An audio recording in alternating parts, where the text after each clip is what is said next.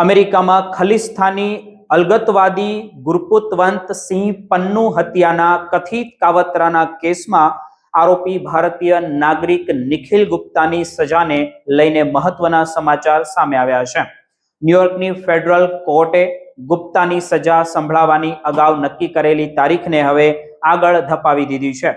અગાઉ 25 સપ્ટેમ્બરે સજા સંભળાવવાની હતી, પરંતુ હવે આ કાર્યવાહી 20 નવેમ્બર સવારે 10 વાગે યોજાશે. US district court for the district of ન્યુયોર્કના જજ વિક્ટરે આ મુદત વધારવાની મંજૂરી આપી છે. સત્તાની તારીખ બદલવા પાછળનું મુખ્ય કારણ શું? તો કે કાવતરાના ટાર્ગેટ તરીકે ઓળખાતા વ્યક્તિની કોર્ટમાં હાજરી અને પોતાનું નિવેદન રજૂ કરવાની વિનંતી હોવાનું કોર્ટે દસ્તાવેજમાંથી સામે આવ્યું હોય તેવું જણાવ્યું છે. ફેડરલ પ્રોસિડ્યુર્સના કોર્ટને જણાવ્યા અનુસાર એવું જણાવ્યું હતું કે પીડિત પોતાના કાનૂની અધિકારોના રક્ષણ માટે સજાની કાર્યવાહી દરમિયાન ભાગ લેવા માંગે છે અને તેના માટે થોડી વધુ સમય તે માંગી રહ્યો છે. કોર્ટના દસ્તાવેજોમાં પીડિતનું નામ સ્પષ્ટ રીતે જાહેર કરવામાં આવ્યું જ નથી, પરંતુ પન્નુના વકીલે જણાવ્યું કે તે આ કાવતરામાં ગુરપતવંત સિંહ પન્નુ જ લક્ષ્યાંક હતા. ખાસ કરીને એ છે કે નિખિલ ગુપ્તાના ડિફેન્સ ટીમે સજાની તારીખ પાછળ ધકેલવાની આ વિનંતીનો વિરોધ કર્યો નહોતો. હવે સૌની નજર 20 નવેમ્બર પર છે, જ્યારે ગુપ્તાને કોર્ટમાં સજા સંભળાવવામાં આવશે. નિખિલ ગુપ્તાએ 13 ફેબ્રુઆરીએ આ કેસમાં 3 ગંભીર આરોપોમાં પોતાનો ગુનો કબૂલ્યો હતો.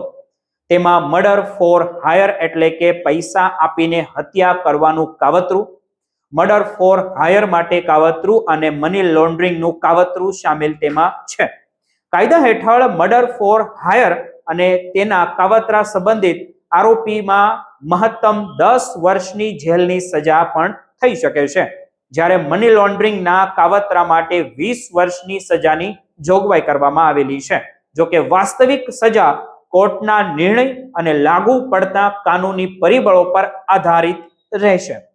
આ કેસની શરૂઆત જૂન 2023માં થઈ હતી, જ્યારે નિખિલ ગુપ્તાની ચેક રિપબ્લિકનમાંથી ધરપકડ કરવામાં આવી હતી. ત્યારબાદ તેમને અમેરિકાને પ્રત્યાર્પિત કરવામાં આવ્યા હતા. અમેરિકી પ્રોસિડ્યુરના આરોપ મુજબ ગુપ્તાએ ન્યુયોર્કમાં પન્નુની હત્યા માટે એક વ્યક્તિને $1 લાખ અમેરિકન ચૂકવવાની ગોઠવણી પણ કરી હતી, પરંતુ જેને ગુપ્તા હિટમેન સમજી રહ્યા હતા તે વાસ્તવમાં અમેરિકી ફેડરલ અંડરકવર એજન્ટ હતો.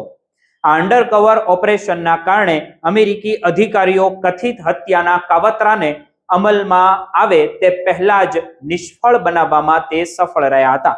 અમેરિકી તપાસમાં આ સમગ્ર મામલાને ભારતીય સરકારી અધિકારી વિકાસ યાદવ સાથે પણ જોડવામાં આવી રહ્યો છે.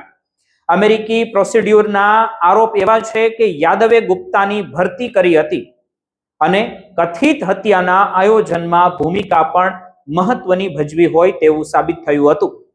આ કેસે ભારત, અમેરિકા અને કેનેડા વચ્ચેના સંબંધો અને સુરક્ષા મુદ્દાઓને લઈને પણ આંતરરાષ્ટ્રીય સ્તરમાં ભારે ધ્યાન ખેંચ્યું હોય તેવું લાગી રહ્યું છે.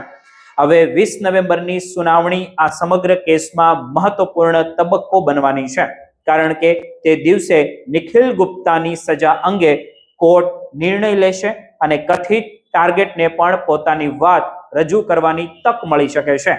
આથી હવે અમેરિકાની કોર્ટમાં થનારી આ કાર્યવાહી પર ભારત સહિત સમગ્ર વિશ્વની નજર રહેશે.